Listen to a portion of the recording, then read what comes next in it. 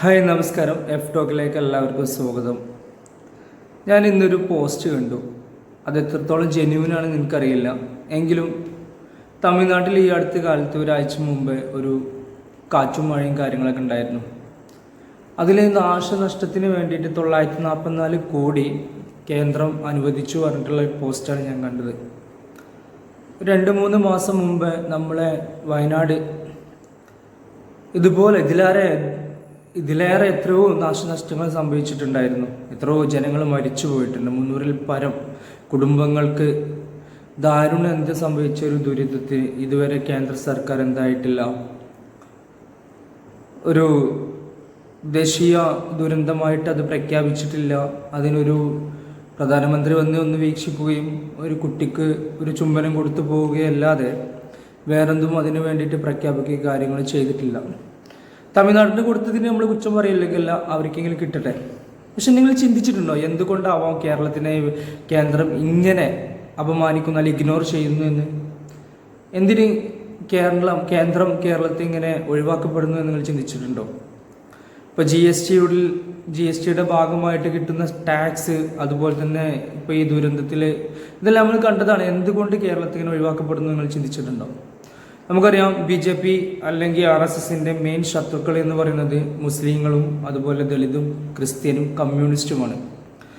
അപ്പം അവരുടെ ശത്രുക്കളുടെ ലിസ്റ്റിലുള്ള അവരിവിടെ ഉന്മൂലനം ചെയ്യണമെന്ന് ഉദ്ദേശിക്കുന്ന ആളുകളിൽ ഉൾപ്പെടുന്ന ഒരു വിഭാഗമാണ് കമ്മ്യൂണിസ്റ്റ് എന്ന് പറയുന്നത്. ഇന്ത്യ മഹാരാജ്യത്ത് കമ്മ്യൂണിസ്റ്റ് പാർട്ടി ഭരിക്കുന്ന ഏക സംസ്ഥാനം എന്ന് പറയുന്നതും കേരളമാണ്. അവർ കോൺഗ്രസ് ഭരിക്കുന്ന സംസ്ഥാനങ്ങളിൽ അവർക്ക് പെട്ടെന്ന് പിടിച്ചെടുക്കാൻ കഴിയും എന്നുള്ള വിശ്വാസം കൊണ്ടാവാം അവർ പല സംസ്ഥാനങ്ങളെയും സഹായിക്കുമ്പോഴും കേരളത്തെ അവർ ഒഴിവാക്കപ്പെടുന്നത്. അവരെ പൊതുശത്രുവായ കമ്മ്യൂണിസ്റ്റ് പാർട്ടിയെ ഇങ്ങനെ നമുക്കറിയാം, ഭരിക്കണമെന്നുണ്ടെങ്കിൽ പൊതുഖജനാവിൽ പണം വേണം. നമ്മളെടുക്കുന്ന ടാക്സ് കുറേ GST സമ്പ്രദായത്തിലാണ്. GST സമ്പ്രദായത്തിലാവുമ്പോൾ നമ്മൾ കേരളത്തിന് പുറത്ത് വാങ്ങുന്ന എല്ലാ സാധനങ്ങളെയും ടാക്സ് IGST ആയിട്ട്, അതായത് ഇൻ്റഗ്രേറ്റഡ് GST ആയിട്ട് കേന്ദ്രത്തിൽ എത്തുകയും കേന്ദ്രമാണ് പിന്നെ സ്റ്റേറ്റിന് വീതിച്ചു കൊടുക്കുന്നത്. അങ്ങനെ ആകുമ്പോൾ സ്റ്റേറ്റിന് ഇവിടെ നിന്ന് നടക്കുന്ന ടാക്സുകൾ മൊത്തം നമുക്ക് റിട്ടേണായി കിട്ടാത്തത് കൊണ്ട് കേരളത്തിന് എത്രയോ ബുദ്ധിമുട്ടുകൾ സഹിക്കുന്നുണ്ട് നമുക്കറിയാം. ഇങ്ങനെ കേന്ദ്രം ഇഗ്നോർ ചെയ്യാൻ കാരണം നമുക്ക് ജനങ്ങളെ ഇപ്പോൾ കമ്മ്യൂണിസ്റ്റ് പാർട്ടിക്ക് നെഗറ്റീവ് ഇമേജ് ഉണ്ടായിക്കൊണ്ടിരിക്കുകയാണ്. കാരണം പല കാര്യങ്ങൾക്കും വില കൂട്ടി. ഇപ്പോൾ നമ്മളെ KSEBക്ക് കറണ്ടിന് വില കൂടുന്നു, പെട്രോളിന് ക്ഷേമ പെൻഷൻ കൊടുക്കാൻ വേണ്ടി 2 രൂപ കൂട്ടി. അങ്ങനെ പല കാര്യങ്ങൾക്കും വില കൂടിക്കൊണ്ടിരിക്കുന്നു. അങ്ങനെ ആകുമ്പോൾ കൂടിക്കൊണ്ടിരിക്കുമ്പോൾ തന്നെ നമ്മൾ ജനങ്ങൾ കമ്മ്യൂണിസ്റ്റ് പാർട്ടി എന്ന പ്രസ്ഥാനത്തെ വെറുത്തുകൊണ്ടിരിക്കുകയാണ്. ഇപ്പോൾ അതുതന്നെയാണ് BJP സർക്കാരിൻ്റെ ലക്ഷ്യം എന്ന് നമുക്ക് മനസ്സിലാക്കാം.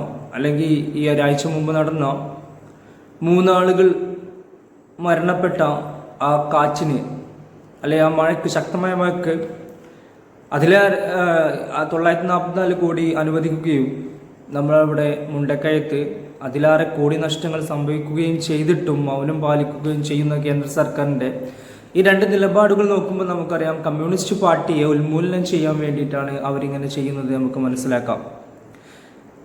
ഇന്ത്യയിൽ ആകെ ബാക്കി നിൽക്കുന്ന ഒരു സംസ്ഥാനം എന്ന് പറയുന്നത് കേരളമാണ്. കേരളത്തെ ജനങ്ങൾക്ക് കമ്മ്യൂണിസ്റ്റ് പാർട്ടിയോട് വെറുപ്പുണ്ടാക്കുകയും അവർ ഇങ്ങനെ എല്ലാത്തിനും വില കൂട്ടിക്കൊണ്ടിരിക്കുമ്പോൾ തീർച്ചയായിട്ടും നമുക്കവിടെ വെറുപ്പുണ്ടാകും. അങ്ങനെ വെറുപ്പ് സൃഷ്ടിച്ച് ആ ഒരു ഗ്യാപ്പിലേക്ക് BJP കയറി പറ്റാൻ കഴിയും എന്ന ഉദ്ദേശത്തോടു കൂടിയാണ് ഇവിടെ. അത് അവർക്ക് 2 ഗുണങ്ങളാണുള്ളതിൽ. ഒന്ന്, അവരുടെ മെയിൻ ശത്രു കമ്മ്യൂണിസ്റ്റ് എന്ന വിഭാഗത്തെ ഉന്മൂലനം ചെയ്യാൻ പറ്റും. രണ്ടാമത്, അവർക്ക് കേരളത്തിൽ ഒരു ഭരണം നേടിയെടുക്കാൻ സാധിക്കും എന്നാണ് അവർ വിചാരിക്കുന്നത്. ഇപ്പോൾ കമ്മ്യൂണിസ്റ്റ് ഇവിടുന്ന് പോവുകയാണെങ്കിൽ, ഉന്മൂലനം ചെയ്തില്ലാതാവുകയാണെങ്കിൽ നമുക്കറിയാം പല ആളുകളും കോൺഗ്രസ്സിലേക്ക് പോകും. അങ്ങനെ കോൺഗ്രസ്സിൽ നിന്നാണ് പല ആളുകളും, പല നേതാക്കന്മാരും BJPയിലേക്ക് പോയിക്കൊണ്ടിരിക്കുന്നത്. നമുക്ക് ഉത്തരേന്ത്യയിൽ നോക്കിയാൽ കാണപ്പെടും. അപ്പോൾ അവർ വിചാരിക്കുന്നത് കോൺഗ്രസ്സിൽ നിന്ന് വളരെ എളുപ്പമായിട്ട് കമ്മ്യൂണിസ്റ്റിനെ ഇല്ലാതാക്കിയാൽ ഏറ്റവും എളുപ്പം എന്താക്കാം, ഇവിടെ കേരളത്തിൽ BJPക്ക് ഭരണം ഏറ്റെടുക്കാം അല്ലെങ്കിൽ ഭരണം നേടാൻ കഴിയുമെന്നാണ് വിചാരിക്കുന്നത്. അതുകൊണ്ടാണ് അവർ നമ്മളെ കേരളത്തെ പിന്തള്ളപ്പെടുന്നത്, നമ്മളെ ഇഗ്നോർ ചെയ്യുന്നത്, നമ്മളെ മൈൻഡ് ചെക്കാതെ നമുക്കൊരു സഹായം ചെയ്യാതിരിക്കുന്നത്. അപ്പോൾ ഞാൻ പറഞ്ഞത് എൻ്റെ ചിന്തകളാണ്, ഇത് 100% ശരിയാണെന്നല്ല ഞാൻ പറയുന്നത്. ഞാൻ എൻ്റെ ചിന്തയിൽ ചിന്തിക്കുമ്പോൾ എനിക്ക് അങ്ങനെയാണ് തോന്നുന്നത്. കമ്മ്യൂണിസ്റ്റിനെ ഉന്മൂലനം ചെയ്യാൻ ഇവർക്ക് ഇത്രയും ഇതിലേറെ നല്ലൊരു ചാൻസ് കിട്ടൂല. അതുകൊണ്ട് തന്നെയാണ് അവർ ഈ ചാൻസ് മുതലെടുക്കുന്നത്. ഇപ്പോൾ രണ്ടാം ഭരണം കയറിയതോടുകൂടി ജനങ്ങൾക്ക് വെറുപ്പ്, കമ്മ്യൂണിസ്റ്റ് പാർട്ടിയുടെ LDF സർക്കാരിനോട് വെറുപ്പുകൾ വരാൻ തുടങ്ങിയിട്ടുണ്ട്. ആ ഒരു കാരണം ഇതുകൊണ്ട് തന്നെയാണ്. അവർക്ക് നമ്മളെ കേരളത്തിന് കിട്ടേണ്ട ഫണ്ട് കിട്ടുന്നില്ല.